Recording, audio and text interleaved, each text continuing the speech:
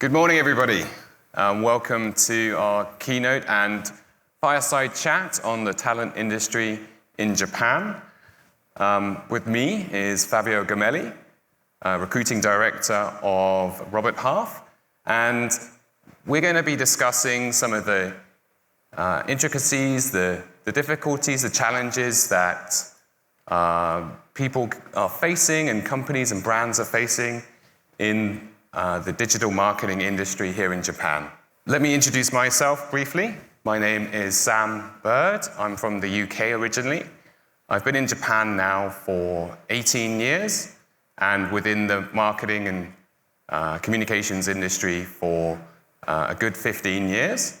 Fabio, can you give us a quick introduction to yourself, and then I'll tell the panel about the rest of the talk.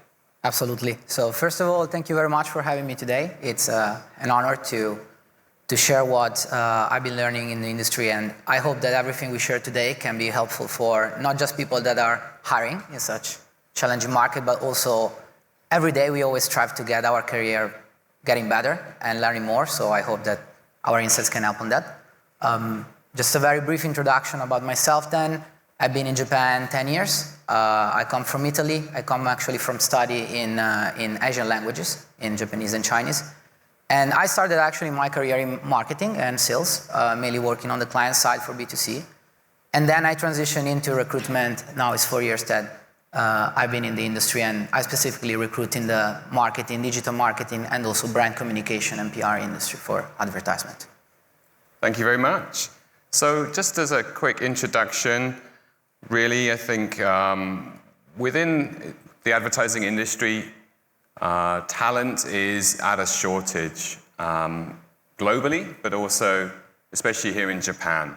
Japan, there's a number of job openings. I think it's 1.35 openings per job seeker, and that's across Japan as a whole. If we look at Tokyo, it's much more, even higher, and if we then dive into the digital marketing industry, it must be even higher. And I think we find ourselves at a moment where the use of technology, the expectations for brands to deliver personalized and tailored messaging to their customers, as well as make use of data in the day-to-day interactions with customers to ensure that the right message is delivered at the right time to the right person.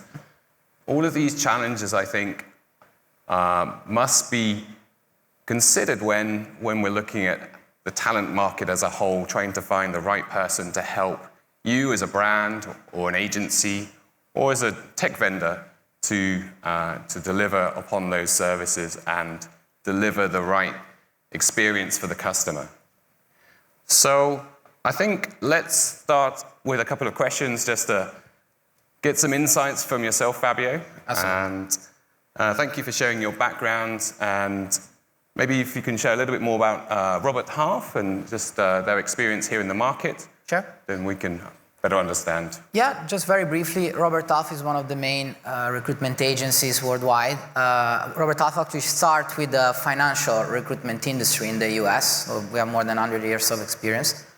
In Japan, we have about more than 20 years of experience here. And we cover mainly two areas, which is finance and technology. And so for myself, that I'm under the technology department, I do cover also digital marketing and advertisement side. So how would you describe the current state of the talent market here in Japan, especially as it refers to the advertising or digital marketing industry? Yeah, absolutely. So maybe a first quick, let's say, panoramic of what's the whole industry in recruitment. So now at IOI, compared to last year, the industry unfortunately is down from about 20 to 25% compared to the last year. Nothing alarming. The point is that after the transformation that we had from Corona, as everyone knows, we were saying it's like living on Mars. So business has been completely transformed. There have been, of course, a lot of losses in workforce, but at the same time, a lot of gain in workforce. So we have been seeing a lot of new position in this transformed business. A lot of new departments, a lot of new positions. And so there have been actually a lot of opportunity for the recruitment industry post-Corona area, post-COVID-19 area. And now that the situation got a little bit more stabilized and there is not any more need of catching up with all this new position and transformation, the market is getting an adjustment. So we're getting a little bit down comparing to last year. One other point I would also like to mention very briefly, we're coming out, as everyone knows, from a tech crisis, and at the same point from a bank crisis in the US. So not just US-based company, but not US-based company are more cautious about hiring now. They're getting more cautious on how they spend their money on recruitment services. So that's why we've been seeing a little bit of adjustment in the industry. When I talk more specifically about our industry, so advertisement, digital marketing, this year have been very challenging when we talk about CRM. So when we talk about MarTech, when we talk about data marketing, that's been a pretty sensitive area because we've been a very strong trend this year in this area of recruitment. If I look back at what was 2021, 2022, there have been a very strong trends on data analysis, data scientists. And that's where there have been a lot of focus in recruitment. Most of the company have been seeing a very good ROI coming out of these candidates keeping in the company for the 2 years. That has been probably then moving more into a marketing side.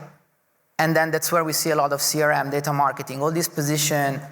Companies that have been even, starting their first CRM project in the region start to hiring maybe a couple of senior person, one in Japan and one in Australia and one in Hong Kong, and then having a kind of centralized CRM hub in APAC. So that has been a pretty strong challenge to finding those candidates and finding those capabilities in Japan because it's still a very niche area. Other that I can mention very briefly, more generic, I would say the gap that there is between company that wants employee coming back to the office, of course, and then actually candidates that don't want to go back to the office, right? So it's a bit of an extreme, but there is a big gap there. But I can tell that when they ask me, for example, hey, is this company has an hybrid system, and then sometimes I have to say, no, actually now they're coming back to 5 days back to the office. 9 out of 10, they shut the phone. Oh, really? Is that expectation to be able to work hybrid or a number of days outside of the office? Is that still expected? The expectation is very high. Like hybrid is becoming the standard. And that's very challenging because also personally, our company now we're trying to get back as well as much as possible to the office because we are in a business relationship business. So we have to do that and we have to represent that. But a lot of candidates, some people have even reinvented their life, Sometimes I speak with candidates that are like, oh, today, I'm in my new beautiful apartment in Kamakura in front of the beach and I'm not thinking to going back to Tokyo, right? So in those cases, there's a big gap. There's big challenges for sure, yeah. Sure, I think, a lot of people took the opportunity to explore other ways of balancing work and life. I know I did. We were considering moving maybe to the beach in Kamakura, for example. We didn't make that move ourselves as a family, but I know many people who did or even went further afield, back to their hometown from Tokyo. They moved to, say, Nagoya and further out, even to Hokkaido. So we know there's definitely, I think, a pool of talent in Japan which are capable, but are looking for that opportunity for remote work. And more flexible work-life balance. So I think, that's really interesting and important for companies to consider. Absolutely, sure. Yeah, especially in our industry that, it's mostly digitalized. So that's a kind of a set of expectation now, yeah. Sure. I had a follow-up question. You mentioned CRM as a topic or as an area where companies in Japan are really looking to invest in.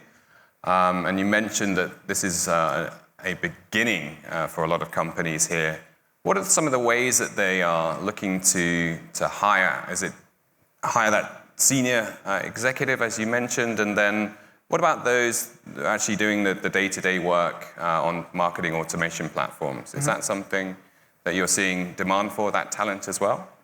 Well, since now, of course, there have been a lot of reliabilities on agencies, right? So more like technologies, digital agencies covering those CRM areas. And of course, most of the company has a marketing director that has a general understanding of that. But the pieces that was really missing was a lot of the hands-on execution with the understanding of what's happening internally, right? So when I mentioned about the hiring a senior guy, for example, usually, we see this around the senior manager level, so someone that directly reports into a director and then can make all this operation, usually liaising with the headquarters as well. So that's where also the bilingualist comes in. Understood. So I think there's still opportunities for agencies and tech partners to support where brands don't have that full capability in-house at this point in time. Absolutely.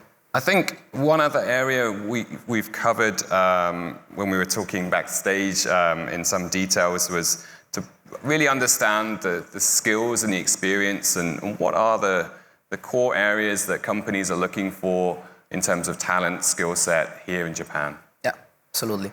Well, just a generic one very briefly. We know about the challenges in hiring bilingual people in Japan, right? So according to several surveys, less than 5% of the population is bilingual. Less than 3% of the population is on LinkedIn. So, of course, we have a challenge on that, but it's still one of the most requested skill set. Second, I would like to mention, in our industry, they really value when there is a good combination between maybe the vendor side, the agency side, and the client side experience. And it's not just on a hard skill set point of view, right? Of course, if they've been more on the agency side, they became more expert in being a generalist, and they know like much broader experience, not just in marketing, but industry-wise, of course, by working with a lot of industries. But also on a kind of soft skill set point of view, right? All the stakeholder management that comes out of that when you have those conversations. Do you know, have you been sit from the other side of the board or such? So that's something that is really valuable as well, that I see in our market. Other things that we can mention, of course, is proven network connection. It's a small industry, right? It's we know a lot of people each other, so usually that's asked by agents like us, for example, on reference check, right? So we usually take reference check of the people that we introduce to proven the network credibility of the people. Other points that I can mention interesting is of course, digitally savviness, but also the data-driven aspect of these candidates. And I always come back to some example that maybe are a little bit extreme, but as I mentioned before, I also do cover public relationship area. Right. And sometimes I look at top companies that have top practices in the market, even from their public relationship professionals, they ask about data-driven aspect, like data-driven activities. How did you prove these PR activities through data, right? Which is extreme, and lots of, for example, candidates, they tell me that's not feasible, it's not realistic, but that's really the extreme that we see on the other side. And so how do we have in our industry? Of course, those candidates that are in advertisement and in digital, they really have very strong data-driven approaches. Is that type of request then being driven from the global headquarters? Are they seeing this in other markets, for example, PR professionals that do have that data-driven mentality and skill set, and then the expectation that Japan would also have that same talent market? Absolutely, yes. It's something that usually it's driven by headquarters, right? That they've been seeing, of course, results through these processes. And that's another challenge, is because, of course, you have a different culture landscape, you have a different skill set landscape here. And that's where bridging the gap, it's very hard at that point as well. But definitely is the headquarter when these things come on. One of the benefits, I guess, that you offer your clients is that understanding of the local market, showcasing what actually is possible from a talent pool capability, what candidates here have in terms of skill set, and just sort of the maturity of the market as a whole. So just on that point, maybe if you can shed some more light on the availability of skilled talent here in the industry. And are there any areas where there might be a shortage of professionals? Absolutely. And then if there's anything that brands are doing to address these shortages, perhaps internally, if they're not finding the candidate pool externally. Absolutely. It's interesting because before we talk about this, what I call the CRM challenges, right? But another big one that I believe lots of people have been facing here have been the e-commerce challenges, right? So coming out of actually entering COVID and then trying to, when the world starts to be digitalized and we need to sell everything online, so what's going to happen? Japan at that point didn't have all the e-commerce professionals that were expected to be here in Japan. So what happened, the headquarter, at least for the international companies I mainly deal with, the headquarter step in. The headquarter expectation in terms of e-commerce skills are here. Right. What we have in Japan, it's actually not at what the headquarter is requesting. Mm-hmm. So headquarters start to fail in terms of finding those professionals, plus realize that also the number of the people that they need to recruit are definitely not available. Mm. So there's been a very strong internal workforce training and rearrangement. So I saw a lot of my main clients in the consumer areas that have been starting to retrain all their traditional sales force into digital sales force. So a lot of salesmen then started to be on courses of becoming e-commerce professional. Wow. And that's it's still ongoing actually, because if you see, it's not something that happened in a course of a month, right? So we've been a lot of this transition, right, in internal workforce. We've been seeing a lot of internship also growing. So trying to already attract talents before, of course, coming in the market and already pushing them in the direction where the company wants to go. So I saw a lot of very young very young talent that they just got an internship and they're like, yeah, I got this internship and I've been immediately put in a commerce team and now I'm in a commerce specialist with maybe just an year of experience, but that's how I get in. So I saw a lot of these things happening, for sure. Interesting. Is that mostly with the international brands here, or are you seeing this also with the domestic brands as well? Mainly I've been seeing in the international one. Right. Yeah, absolutely. Fantastic. I think that's a really interesting one I hadn't heard before myself, the internship program, but also, training up existing sales staff, converting them into e-commerce specialists. I think it makes a lot of sense, because the industry is going in certain areas, into e-commerce as the key retail channel. And I think, to address the talent shortage that way makes a lot of sense.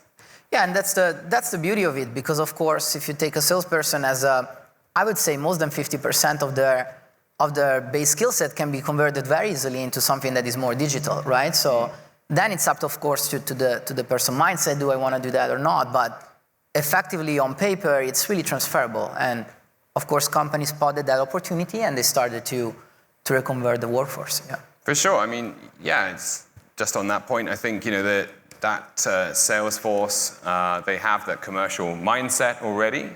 They're looking at revenue. So it seems like a natural transition into the e-commerce side. Absolutely. So let's switch gears a little bit and just think about the different strategies that are proven effective for attracting talent. So we know there's a lack of skilled talent in the market.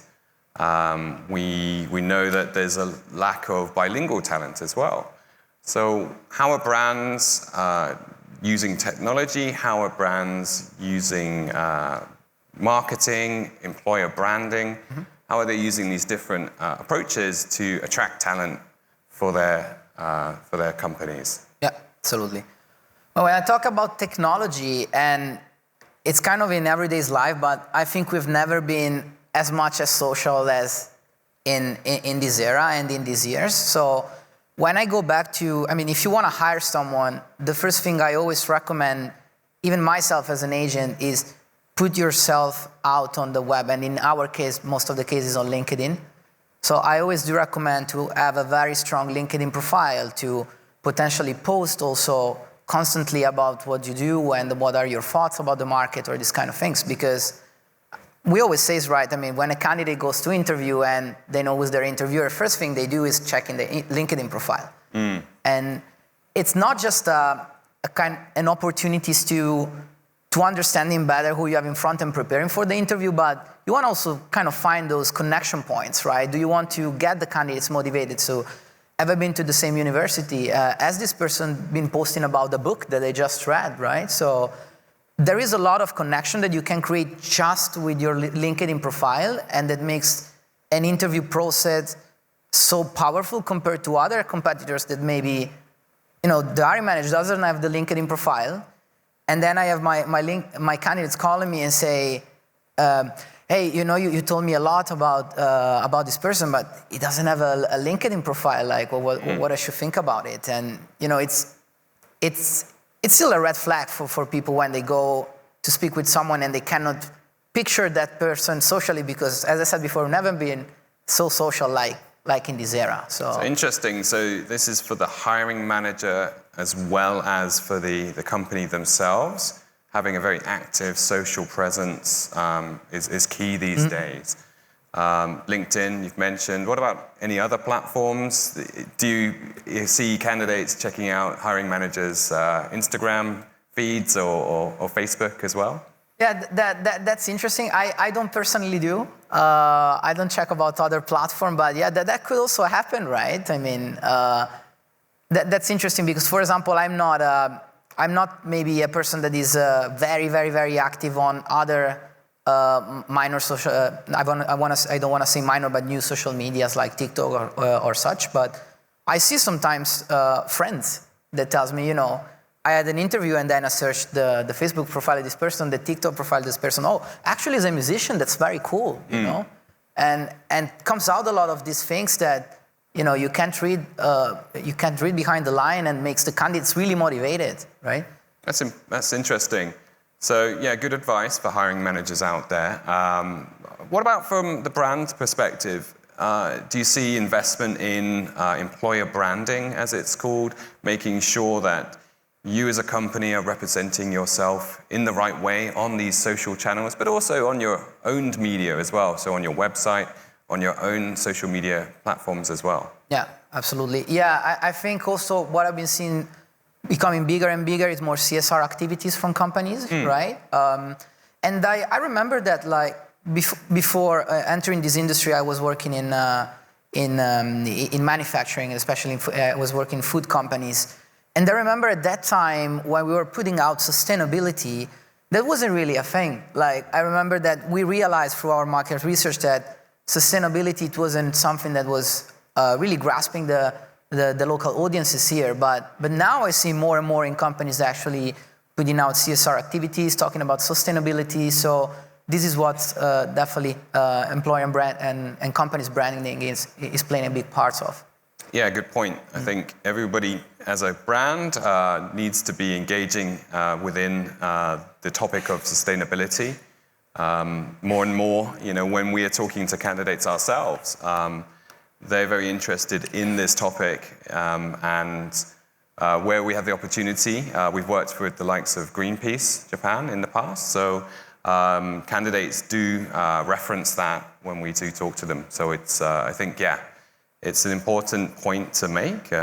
Obviously, I think you need to be genuine about it as a company. You Absolutely. need to make sure that you're having the right message, but also that it's at the core of some of your activities and core of your messaging as well. Mm-hmm.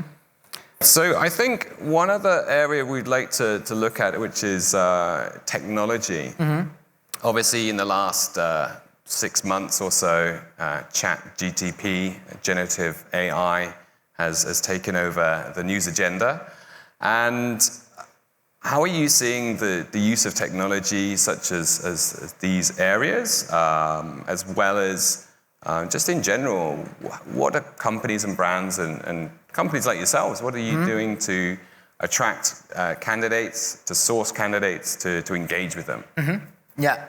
Yeah, this is a very interesting and sensitive topic at the same time, because when they ask me about that, I kind of go back to AI ethic, because I also been working with lots of clients that they do AI ethic projects, right? And when we talk about this industry, there's maybe also a little bit of an idea that it's just a candidate match skill set with then a job description skill set.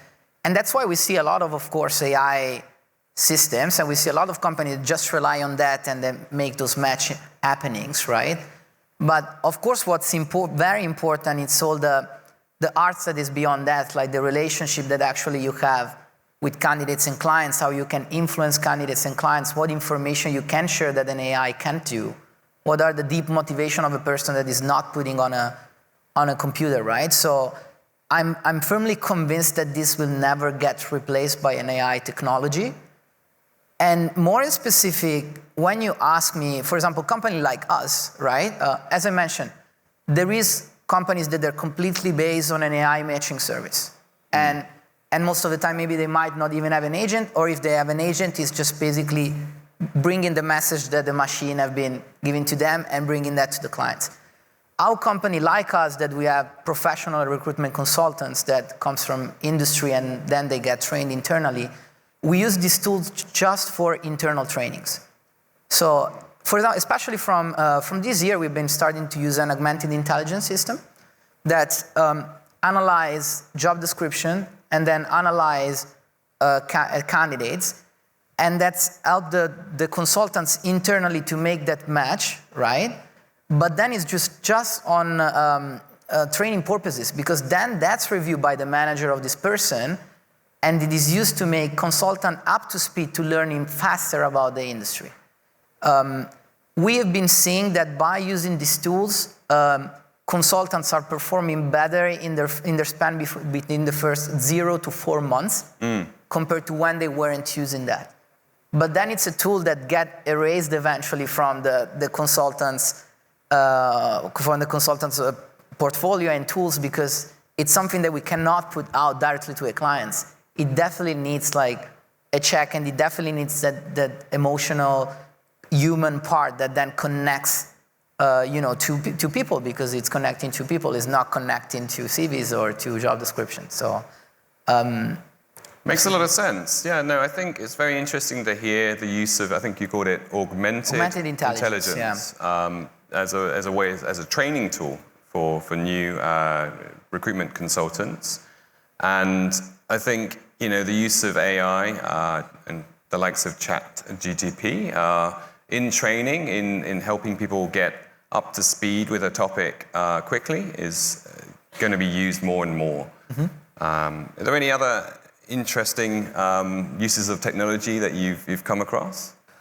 Other technologies, when you ask me, not in particular at the moment, right? I mean, of course, as everyone knows, recruitment agency use a lot of job posting, right? So, and that's of course up then to asking to great partner like you, Sam, for example, to have this well advertised on different platforms, the social that we've been mentioning before. But as mentioned, the human aspect is still stronger than the technology in our industry. So sure, no, yeah. Exactly. I think it's important to remember that we're all people, and we're trying to make that human connection. So I think one of the areas that we see as well is to be in terms of employer branding, in terms of just having the right connection to people, is to ensure that you're telling your story, right? To become a thought leader, to making sure you have that right content, that right information out there, so that the outside perception of you as a business, as a brand, does resonate with your audience. Yeah. I mean, that's the core of marketing, right? So I think one of the ways that we're working together collaboratively is to support in terms of creating a whole set of different content that allows for your message to be shared to the market and to the audience in the right way. I think, it's just augmenting your expertise and making sure that it's well written, well presented, and well distributed to those different platforms. Yeah, absolutely. And again, this time I go back to partnership, and for example, great people like you, Sam, that of course we collaborate a lot on producing high-level contents and strategically, right? Because for example, there is an area or particular roles that we've been seeing a lot of excitement in the market that we want to approach. So we start to create contents, blog articles for reaching those type of those people in the market. Some can be a little bit more industry focused. So when we want to reach different industries, which might be the cybersecurity area, which might be more the consumers areas or such. Connected to that, of course, we do a lot of, and now finally we can do a lot of more in-person events, right? So we do a lot of in-person events. Some might be more for C-level suites, so that are focused on more leadership processes, right? A lot we do how to apply technology to leadership, or sometimes just about new leadership intelligence or techniques, right? Other can be just industry specific. For example, myself as well, I'm running my marketing event. It's called the Marketing Hub. It's something that, for example, I do quarterly, right? Either is done in our company or in our client's company when we collaborate with our clients. We usually invite speakers from the industry, so we want to have first the market knowledge, right? We want to invite strong speakers that can share with the market about what they know. And second, we want to encourage a lot of the networking aspect. So we have a little bit of more relaxing networking, we make people connecting, so that's a way how you can, of course, market yourself, and that goes back again to partnership, it goes back to people, and goes back to relationship. Fantastic. No, I think it's really interesting. It's definitely events are a great way to connect to people. I've had experience putting on similar, quarterly events, bringing in speakers from different brands and providing them a platform to share their experience and expertise. And it really resonates with perhaps more junior people in the industry. They'd love to hear how companies have approached a certain problem. They'd love to hear from senior people with experience in the industry, and to then obviously have that chance to interact as well and to network and to speak to them. Right. You touch a very good point, because also when agents like me organize this event, what's very important, and I'm not talking about just this event, but when you do a party, when you do an event, you want to have the right audience. So you want to have a good amount of calibration between junior people within mid-senior management and with senior people, because of course, also senior people want to see how they look like the junior in the market now, what kind of junior people I can hire in the market. At the same time, the junior people want to learn from the senior people. So having a good balance of that always create like a very good events where networking flows in a very natural and also enjoying way. Yeah. Great. That sounds great. I hope to come to your next event. Yeah, absolutely. When is it? July 21st. This time we're doing in Robert Half in our company. We have a big space we call iConnect, where usually employees take coffees and have their breaks. So yeah, we're having a catering there, and we're inviting two very strong speakers from the industry. One is my personal connection, candidates and client I really trust in the digital space. Yeah, as a digital marketing senior manager director. And another person, it's another specialist from the vendor space, actually in MarTech technologies. And they're gonna talk about digital marketing biases especially for Japan market. So very interesting topic. All invited if you want to reach me out after this. Happy to share all the details. Just to let people in the audience know, you can connect to us on LinkedIn via the QR codes up here, or just search our names, easily found. So, Fabio, is there anything else I've missed? Anything else you wanted to touch upon? One other thing I can add that I've been maybe missing about techniques on how to recruit, right, the talents in the market, especially in our area that is very competitive. Always think about how you wisely use your agent, right? Because always think about, if you're using an agent, of course, but if you're using an agent, you want to think about your agents as a brand ambassador, right? So agents is always representing you in the market, is going to talk to a lot of candidates in the market, representing you. So what kind of information you've been shared with your agents? Have you been given accessibility to your agents to also business side information, which is actually what candidates want to know? Because most of the candidates, they look at the job description and they say, I'm not interested.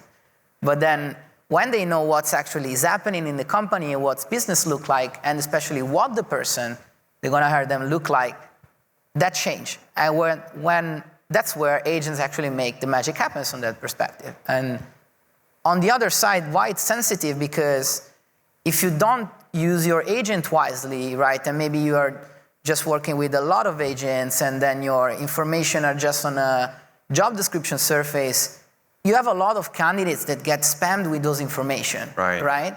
And that's really diluting your brand value. And then even after that, if you have a good agents that gonna talk to these people, right, they're gonna say, oh no, but other 20 people just bombarded me with emails, or a lot of junior recruiter just called me about this. The company should be desperate, right? Right. And so that's very sensitive, that area. And every time that I talk also to senior people in the industry, and of course they need to educate their not just the HR department, but their hiring managers on that. It's a very sensitive topic. So always think about how to wisely use the agents. Remember, it's your brand ambassador, because it can be very powerful, as it can be actually counterproductive. Wise words. I think a good note to end on. So yeah, for all those brands looking to hire, bear that in mind. And thank you very much, everybody, for your attendance, and look forward to speaking with you out in the lobby area. Thank you. Thank you very much.